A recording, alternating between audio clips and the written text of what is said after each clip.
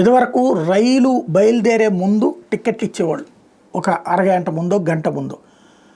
వేరే ట్రైన్ అంతకు ముందు ఉందంటే దాని వాళ్ళు క్యూలో ఉంటారు.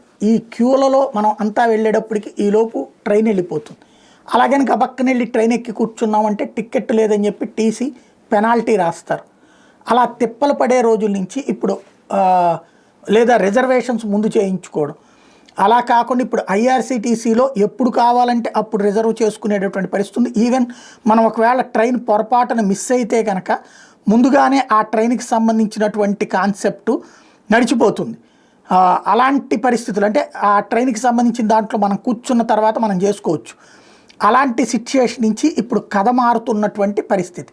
అయినా ఇన్ని సదుపాయాలు కల్పించినా సరే టికెట్ కొనకుండా ప్రయాణించడంలో తప్పు లేదు. ఎందుకంటే ఇప్పుడు అందరూ కూడా ఇదివరకైతే కనుక కంపల్సరీ కాగితం చేతిలో ఉండేది మన దగ్గర.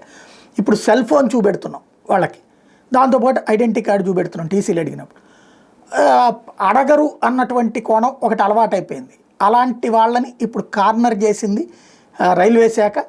టోటల్గా రైల్వేస్ ఈ ఏడాదిలో 2023-24లో, ఇంకా 24-25 లెక్క చెప్పాల, 23-24లో 2.16 కోట్ల ప్యాసింజర్స్ అంటే ఇట్లా టికెట్లు ఎగ్గొట్టిన వాళ్ళు 2,16,00,000 మంది డబ్బులు టికెట్ కొనుక్కోకుండా ఎక్కిన వాళ్ళని ఐడెంటిఫై చేసింది. వాళ్ళని వదిలేయలేదు. వాళ్ళ దగ్గర పెనాల్టీల రూపంలో 562 కోట్లు వసూలు చేసి, రూపాయి కాదు రెండు కాదు 562 కోట్లు. అంటే ఏ స్థాయిలో ఈ జంప్ జలానీలు ఉన్నారన్నది అర్థమవుతుంది.